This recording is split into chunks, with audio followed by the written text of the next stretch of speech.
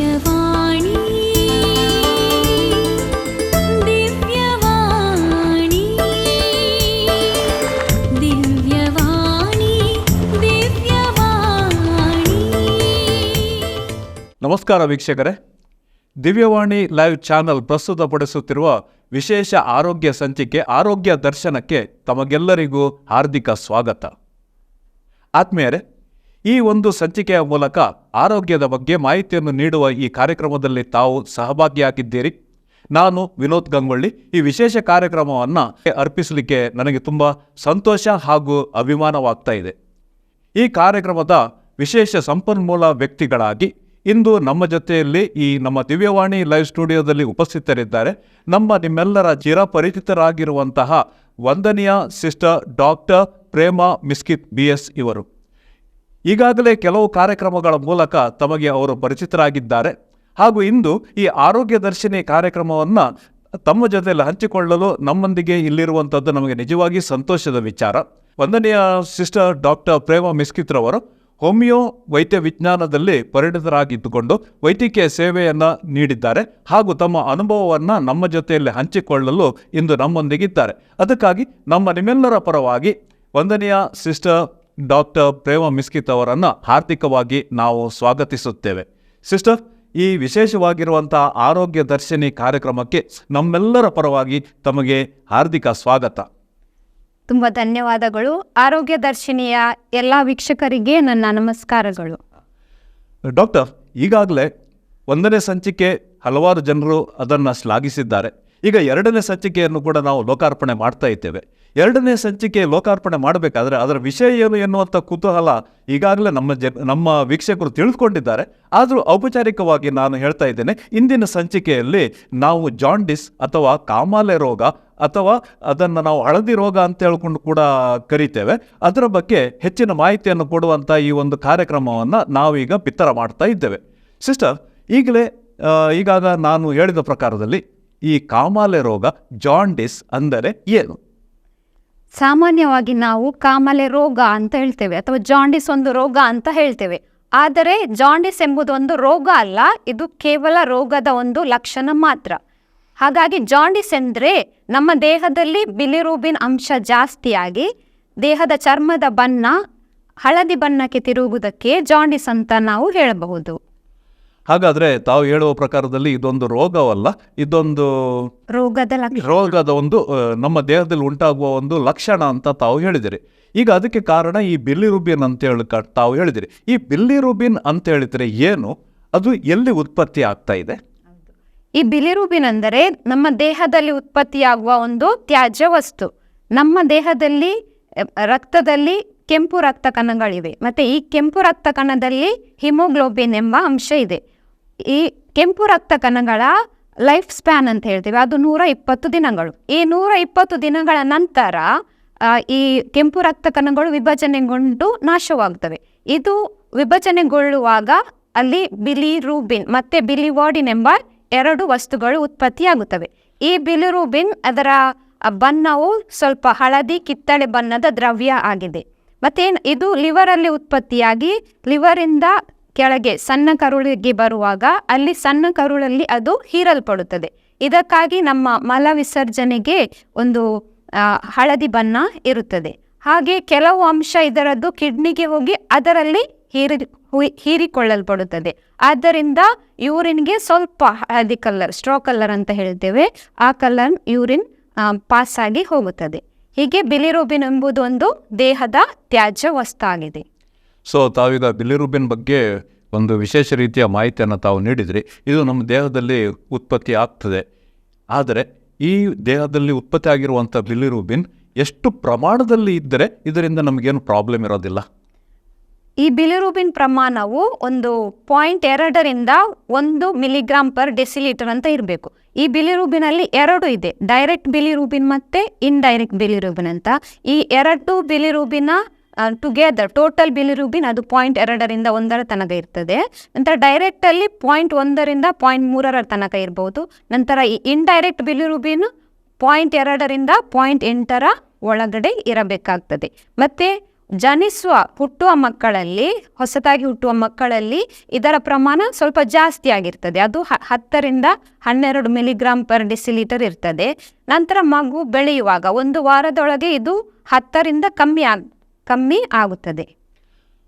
So ತಾವೀಗ ಹೇಳಿದ್ರಿ ಬಿಲಿರುಬಿನ್ ಎನ್ನುವ ಕಣಗಳಿಂದ ನಮಗೆ ಜಾಂಡಿಸ್ ಬರುವಂತಹ ಒಂದು ಪ್ರಕ್ರಿಯೆ ಉಂಟಾಗ್ತದೆ ಅಂತ.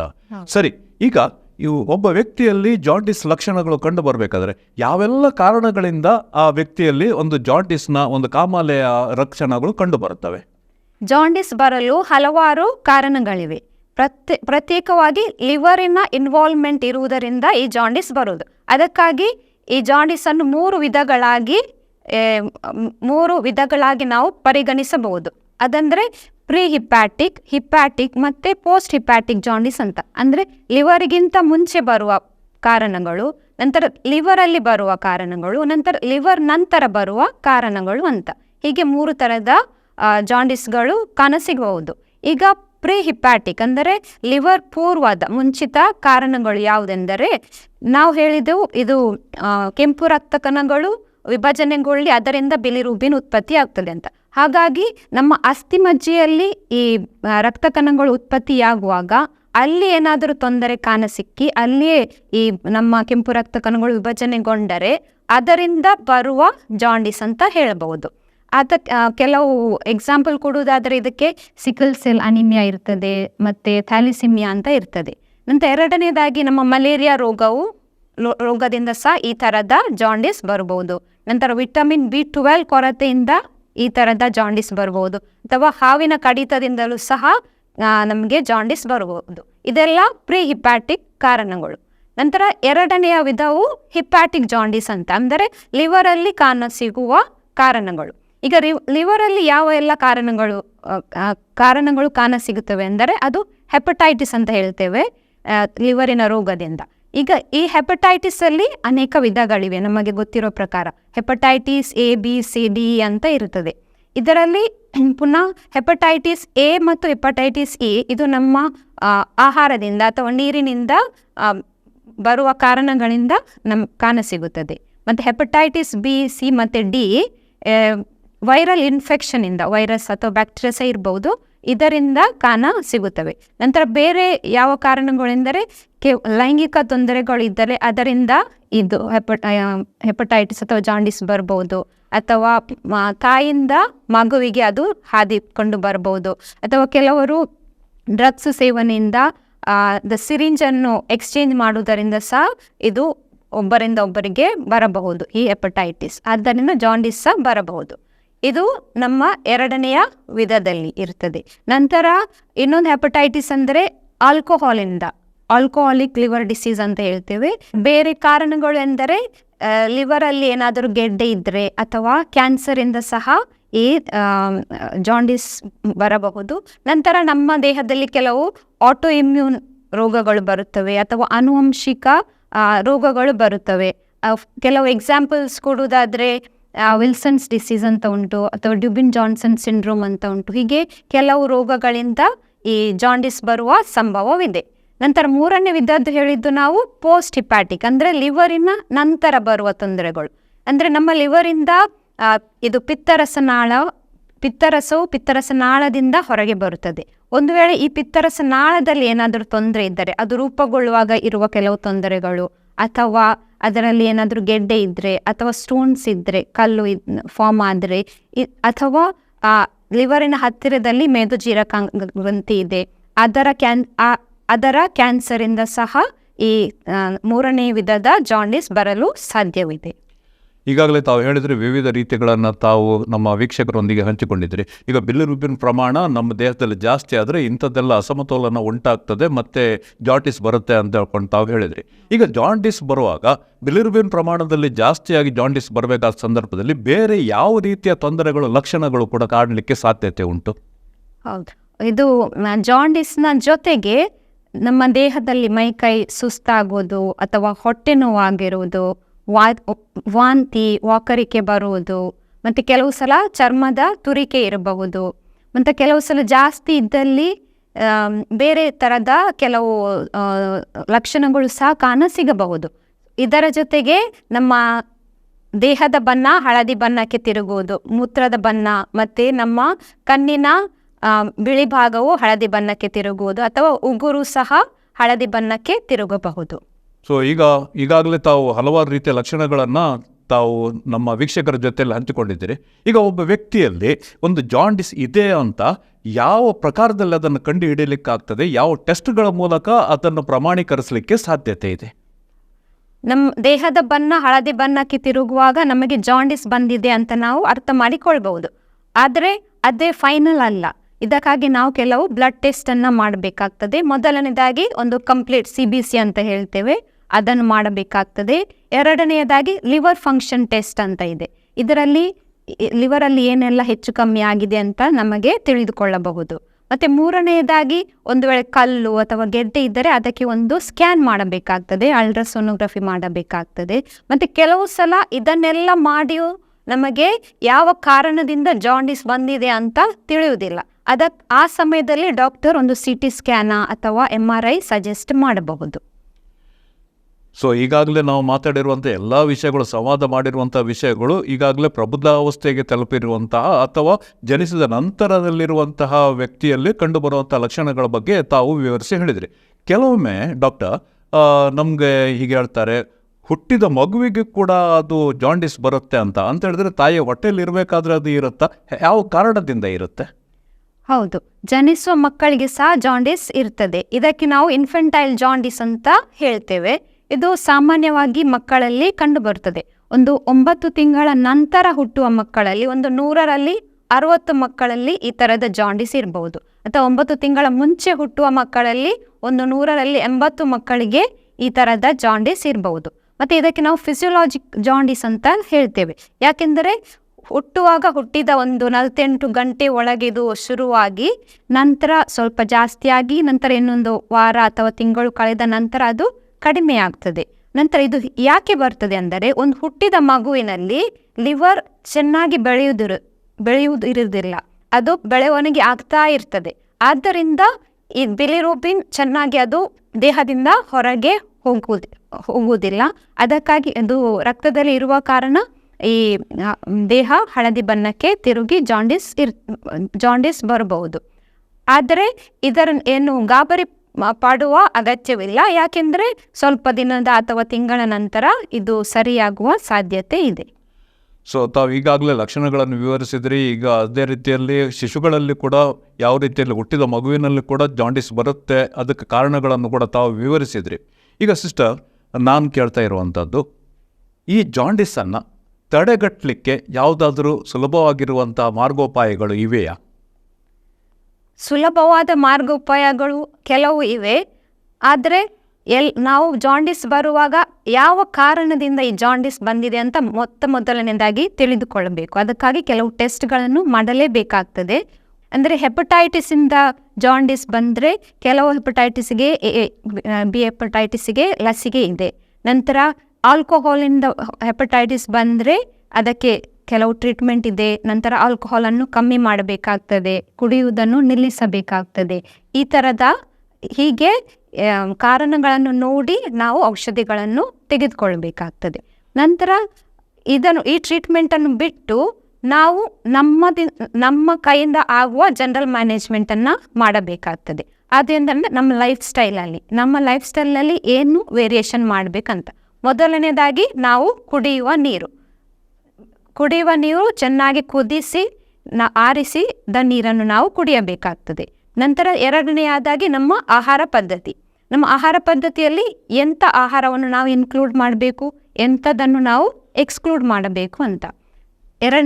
ಎರಡನೆಯದಾಗಿ ನಮ್ಮ ಆಹಾರದಲ್ಲಿ ಆ್ಯಂಟಿ ಆಕ್ಸಿಡೆಂಟ್ ಇರುವ ಆಹಾರಗಳನ್ನು ನಾವು ಸೇರಿಸಿಕೊಳ್ಳಬೇಕಾಗ್ತದೆ. ನಾವು ಸ್ಪೆಷಲ್ ಆಗಿ ಕಲರ್ಫುಲ್ ಇರುವ ಕೆಲವು ವೆಜಿಟೇಬಲ್ ಮತ್ತು ಫ್ರೂಟ್ಸನ್ನು ಇದರಲ್ಲಿ ಇನ್ಕ್ಲೂಡ್ ಮಾಡಬಹುದು. ಅದ್ಯಾವುದೆಂದರೆ ಬೀಟ್ರೂಟ್, ಕ್ಯಾರೆಟ್, ಪಪ್ಪಾಯ ಅಥವಾ ಆರೆಂಜ್, ಮ್ಯಾಂಗೋ ಈ ಥರದ ಆಹಾರಗಳನ್ನು ನಾವು ತಿನ್ನಬಹುದು. ನಂತರ ಶುಂಠಿ, ಬೆಳ್ಳುಳ್ಳಿ, ಲೆಮನ್ ಇದು ಸಹ ನಮ್ಮ ಆಹಾರದಲ್ಲಿ ನಾವು ಇನ್ಕ್ಲೂಡ್ ಮಾಡಬಹುದು. ನಂತರ ನಟ್ಸ್ಗಳನ್ನು ಸಹ ತಿನ್ನಬಹುದು. ನಂತರ ಮೂರನೇದಾಗಿ ಯಾವುದನ್ನು ನಾವು ಅವಾಯ್ಡ್ ಮಾಡಬೇಕು ಅಂತ. ಇವಾಗ ಕೊಬ್ಬಿನಾಂಶ ಇರುವ ಆಹಾರ ವಸ್ತುಗಳನ್ನು ಸಂಪೂರ್ಣವಾಗಿ ತ್ಯಜಿಸಬೇಕು. ಮೀನು ಮಾಂಸವನ್ನು ಸಂಪೂರ್ಣವಾಗಿ ತ್ಯಜಿಸಬೇಕಾಗ್ತದೆ. ನಂತರ ಉಪ್ಪು ಇರುವ ಆಹಾರ ವಸ್ತುಗಳನ್ನು ನಾವು ಕಮ್ಮಿ ಮಾಡಬೇಕು. ನಂತರ ಬೇಕರಿ ಐಟಮ್ಸನ್ನು ಕಮ್ಮಿ ಮಾಡಬೇಕಾಗ್ತದೆ. ನಂತರ ಇದು ತಂಪು ಪಾನೀಯಗಳು ಇದನ್ನು ಸಹ ಕಮ್ಮಿ ಮಾಡಿದರೆ ಒಳ್ಳೆಯದು. ಯಾಕೆಂದರೆ ಈ ಎಲ್ಲ ಕೊಬ್ಬಿನಾಂಶ ಮತ್ತು ಫ್ರೈಡ್ ಐಟಮ್ಸ್ ಈ ಎಲ್ಲ ಆಹಾರಗಳನ್ನು ಸೇವಿಸಿದರೆ ನಮ್ಮ ಲಿವರ್ ಅದರನ್ನು ಡೈಜೆಸ್ಟ್ ಮಾಡಲಿಕ್ಕೆ ತುಂಬ ಕಷ್ಟ ಆಗ್ತದೆ. ಆದ್ದರಿಂದ ಈ ಎಲ್ಲ ಅಂಶಗಳನ್ನು ನಾವು ಕಡಿಮೆ ಮಾಡಬೇಕಾಗ್ತದೆ. ಮೂರನೇದಾಗಿ ರೆಸ್ಟ್ ತೆಗೆದುಕೊಳ್ಳೋದು. ಜಾಂಡಿಸ್ ಕಾರಣದಿಂದ ದೇಹ ಜಾಸ್ತಿ ನಿಶಕ್ತಿ ಇದ್ದರೆ ನಾವು ಒಳ್ಳೆಯದಾಗಿ ರೆಸ್ಟ್ ಮಾಡಬೇಕಾಗ್ತದೆ. ಒಂದು ವೇಳೆ ಸಾಧಾರಣ ಮಟ್ಟಕ್ಕೆ ನಾವು ಒಳ್ಳೆಯದಾಗಿ ಇದ್ದರೆ ಕೆಲವು ಎಕ್ಸಸೈಸ್, ವಾಕಿಂಗ್ ಇದೆಲ್ಲ ಮಾಡಿದರೆ ದೇಹಕ್ಕೆ ಒಳ್ಳೆಯದು. ಧನ್ಯವಾದಗಳು ಡಾಕ್ಟರ್. ಇದುವರೆಗೆ ವಿವಿಧ ವಿಷಯಗಳ ಬಗ್ಗೆ ನಮ್ಮ ವೀಕ್ಷಕರೊಂದಿಗೆ ತಾವು ಅಪೂರ್ವವಾಗಿರುವಂಥ ಮಾಹಿತಿಯನ್ನು ಹಂಚಿಕೊಂಡಿದ್ದೀರಿ. ತಾವು ಓರ್ವ ಹೋಮಿಯೋಪತಿ ವೈದ್ಯ ಆಗಿ ಸೇವೆ ನೀಡ್ತಾ ಇದ್ದೀರಿ.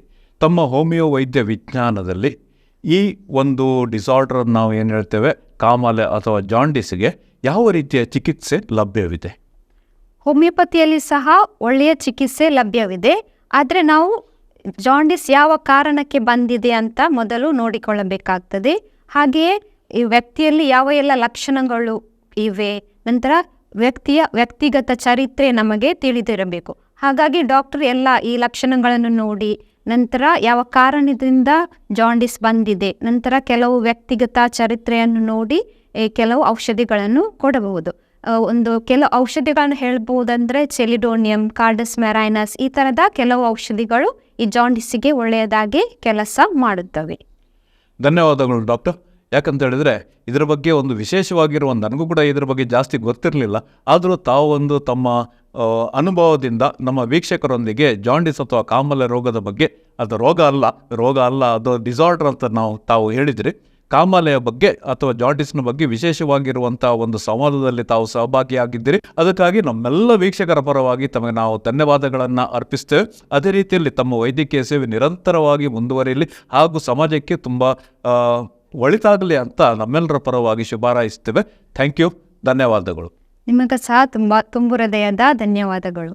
ಆತ್ಮೀಯ ವೀಕ್ಷಕರೇ, ಇದುವರೆಗೆ ನಡೆದ ಈ ಸಂವಾದದಲ್ಲಿ ಜಾಂಡಿಸ್ನ ಬಗ್ಗೆ ವಿಶೇಷವಾಗಿರುವ ಮಾಹಿತಿಯನ್ನು ನೀಡಿರುವಂಥ ವಂದನೀಯ ಸಿಸ್ಟರ್ ಡಾಕ್ಟರ್ ಪ್ರೇಮ ಮಿಸ್ಕಿತ್ರವರಿಗೆ ನಮ್ಮೆಲ್ಲರ ಪರವಾಗಿ ತುಂಬ ಹೃದಯದ ಧನ್ಯವಾದಗಳನ್ನು ನಾನು ಸಮರ್ಪಿಸ್ತಾ ಇದ್ದೇನೆ.